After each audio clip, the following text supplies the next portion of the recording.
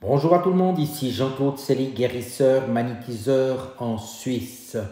Tout d'abord, êtes-vous bien abonné à ma chaîne YouTube car cela me permet réellement d'avancer et je vous en remercie. Merci aussi de liker mes vidéos car cela me fait toujours chaud au cœur. Et sous cette dernière, vous trouverez des liens utiles comme mon site internet ainsi qu'un numéro de téléphone si vous désirez me contacter.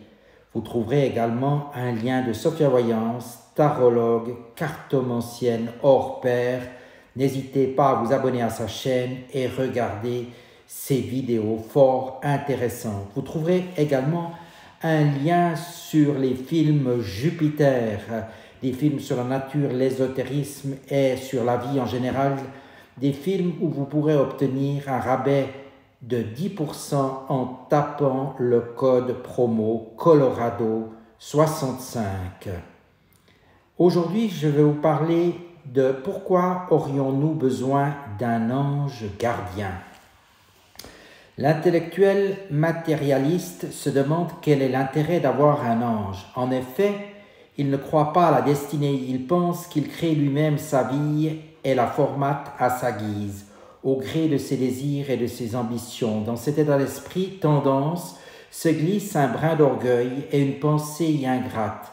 Le slogan de cet individu, bien de son temps, pourrait être « On est là pour agir et profiter de la vie et non pour se prendre la tête ». Cependant, lorsque l'orgueil se mêle à l'ingratitude et à l'ignorance, cela entraîne la destruction, vie asociale et individualiste, non-respect de la nature, dont la dégradation devient alarmante, violence exacerbée et indifférence, etc. Le moins que l'on puisse dire est que l'être humain de notre époque manque étonnamment de sagesse. Serait-ce dû au fait qu'il n'y a aucune idée du sens de sa vie, que le lien au monde spirituel et donc à son ange pourrait lui apporter? Cette course en avant des bons petits soldats du matérialisme ne mène nulle part. Tout est fait dans notre société pour aller vite, comme si nos contemporains devaient tout le temps battre des records de vitesse. Où cela les entraîne-t-il vers un état d'esprit vide de conscience? En effet, lorsque nous agissons trop rapidement sous prétexte d'une douteuse efficacité, il est impossible d'être conscient de nos actes. Plus nous agissons vite et moins nous sommes conscients de nos actes, est-ce bien raisonnable? Docteur, à qui cela profite-t-il? Or, plus l'individu agit inconsciemment, plus les risques d'erreur et donc de problèmes se développent au sein de notre société. Que l'être humain soit coupé du monde spirituel et agisse dans le monde de manière indépendante est une bonne chose, dans le sens où il doit apprendre l'autonomie en développant son libre arbitre.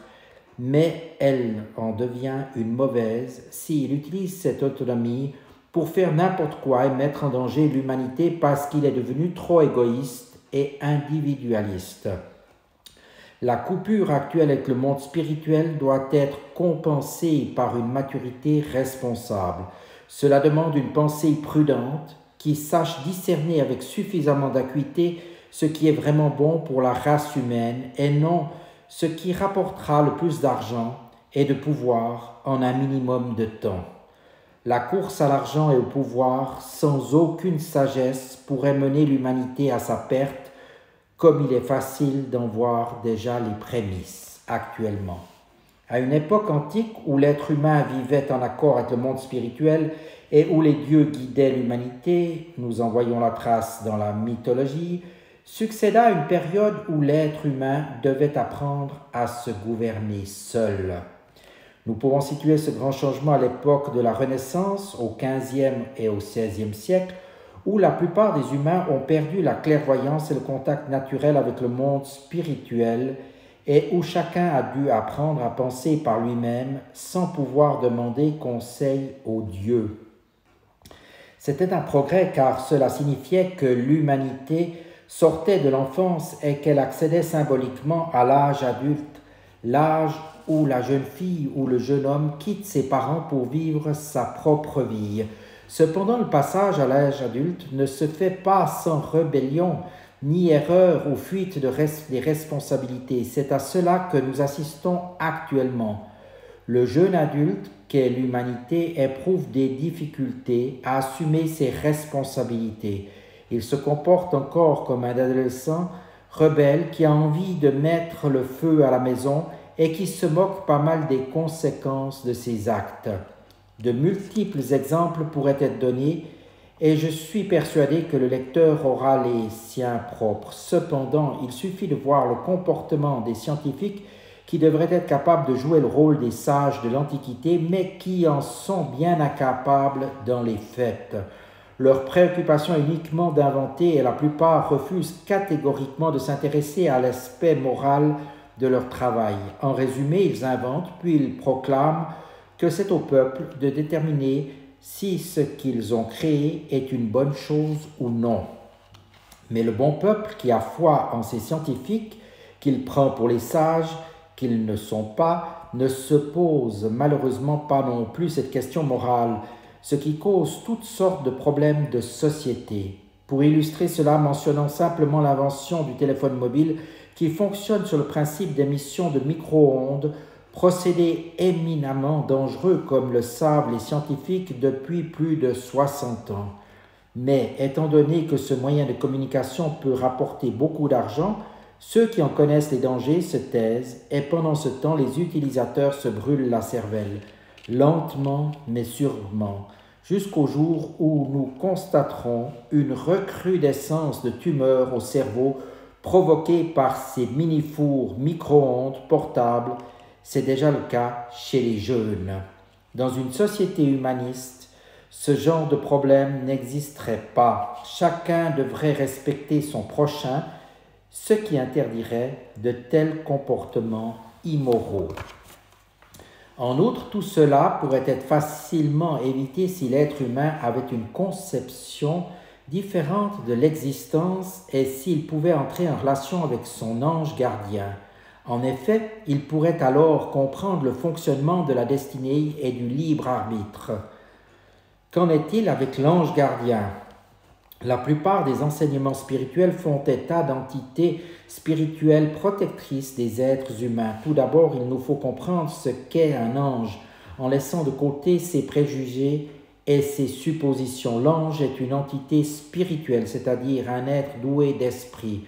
Nous pourrions d'ailleurs lui donner un autre nom. Certains intellectuels se froissent déjà que l'on prononce certains noms qui sont, il est vrai, chargés de toutes sortes de projections, mensonges et erreurs issues de l'ignorance humaine.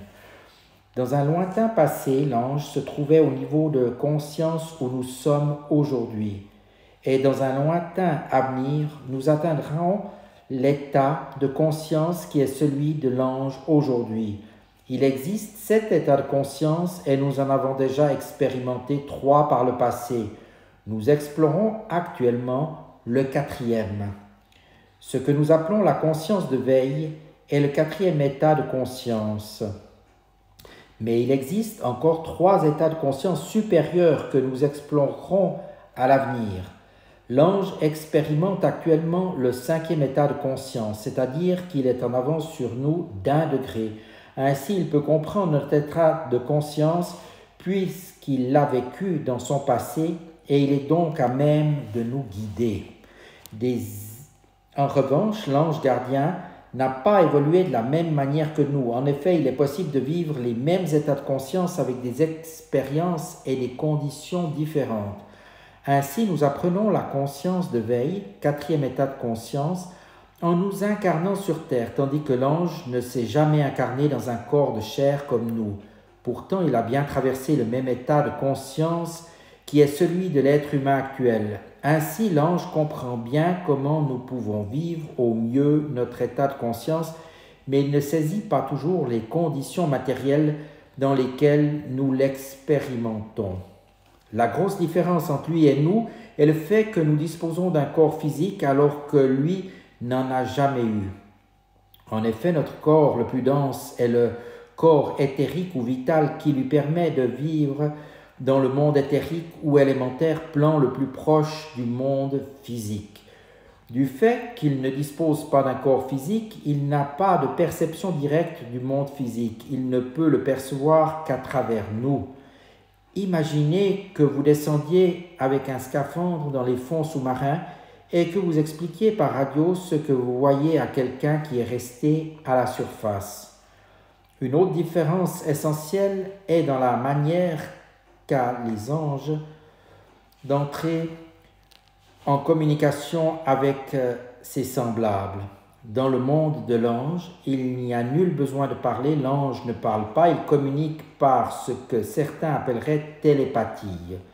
Cependant, il ne s'agit pas véritablement de ce que l'on appelle la télépathie, mais d'un moyen de communication que nous pourrions nommer communion. En effet, lorsque deux anges veulent se communiquer quelque chose, ils s'unissent. Cela demande quelques explications. Chez l'être humain, la pensée et la volonté, bien que reliées l'une à l'autre, fonctionnent séparément. Cela explique que souvent l'individu pense quelque chose et agit autre chose, voire même l'opposé de ce qu'il a pensé. C'est le grand drame de l'être humain contemporain. L'ange ne peut pas avoir ce genre de problème. Ce qu'il veut et ce qu'il pense est inversement. Lorsqu'un ange pense à quelque chose qu'il veut accomplir ou inversement, puisque les deux sont liés, il lance un appel à un autre ange qui est le principal porteur de ce qu'il veut intégrer. Ce dernier répond à cet appel et il vient s'unir au demandeur.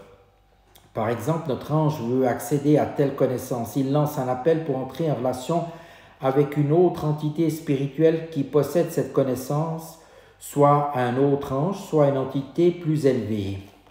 L'entité porteuse de la connaissance répond à l'appel et elle vient rencontrer notre ange. Ce dernier est réceptif et l'entité connaissante s'unit alors à lui, c'est-à-dire que sa lumière connaissance le pénètre.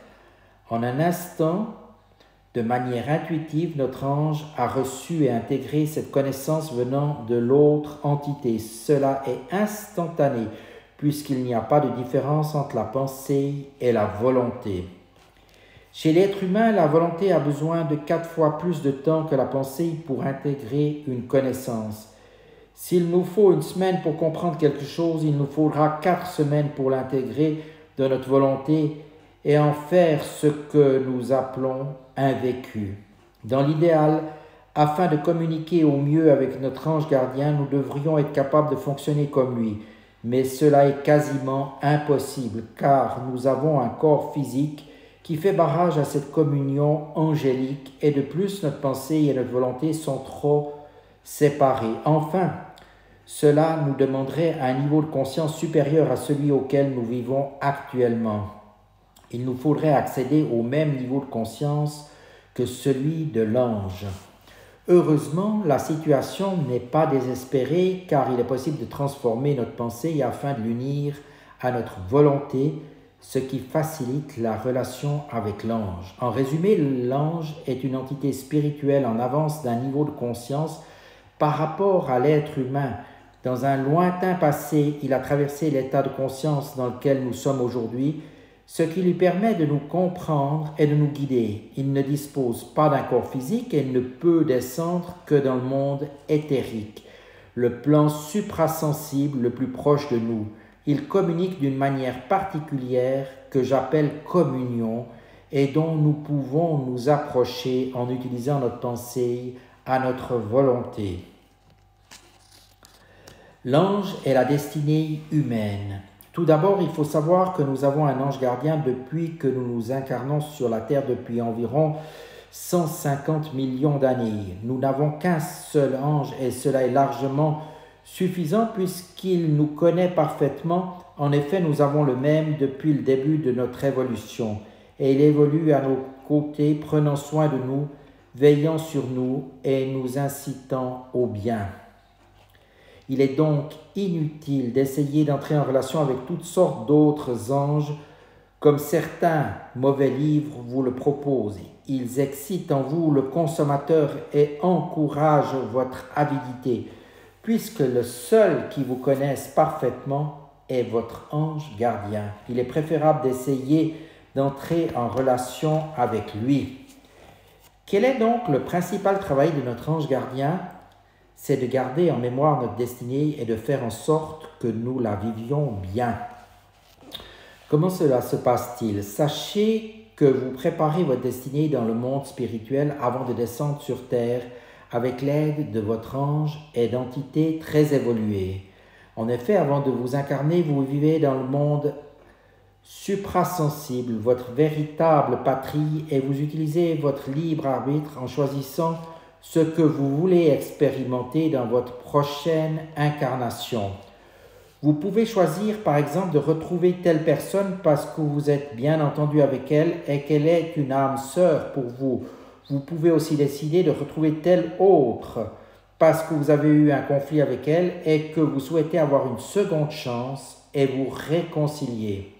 En effet, ce n'est pas la loi de œil pour œil qui réagit le karma dans certains mauvais ouvrages. Il est dit que si vous avez tué quelqu'un dans une précédente existence, cette même personne vous tuera dans la vie actuelle. C'est vraiment absurde et cruel, mais les lois de l'amour et du pardon. Nous avons toujours une nouvelle chance de pardonner ou d'être pardonné. Nous choisissons également de vivre telle ou telle expérience nouvelle, selon la civilisation dans laquelle nous nous incarnons, ou de vivre telle ou telle épreuve pour nous purifier de notre karma négatif et grandir en sagesse. En effet, lorsque nous préparons notre future incarnation dans le monde spirituel, nous ne verrions aucun intérêt à vivre une existence banale basée uniquement sur nos acquis. Jamais il nous viendrait à l'idée d'expérimenter la vie de monsieur ou madame tout le monde.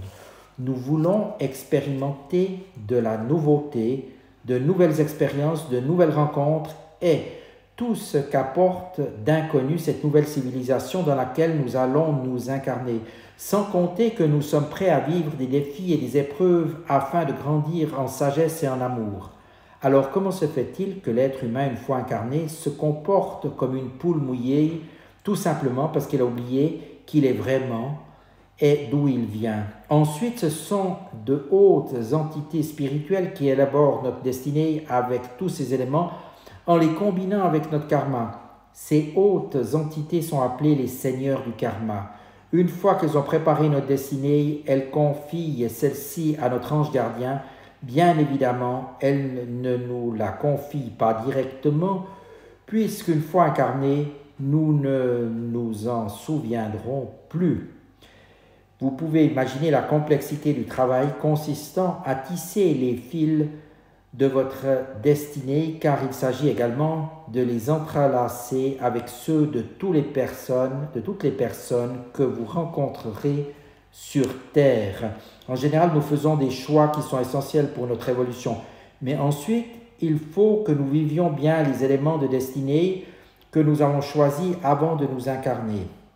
Par exemple, si nous devons retrouver quelqu'un à tel endroit à l'âge de 24 ans, c'est une collaboration entre notre ange gardien et celui de l'autre personne qui permettra la rencontre, sans compter que bien souvent des tiers interviendront aussi pour la facilité. Et s'il s'agit d'événements auxquels nous devons participer ou d'épreuves ou encore d'accidents impliquant de nombreuses personnes, cela atteint des degrés de complexité se situant bien au-delà de notre compréhension humaine. Le lecteur pourrait se dire ainsi, si notre destinée est ainsi écrite dans ses moindres détails, où se situe notre libre arbitre?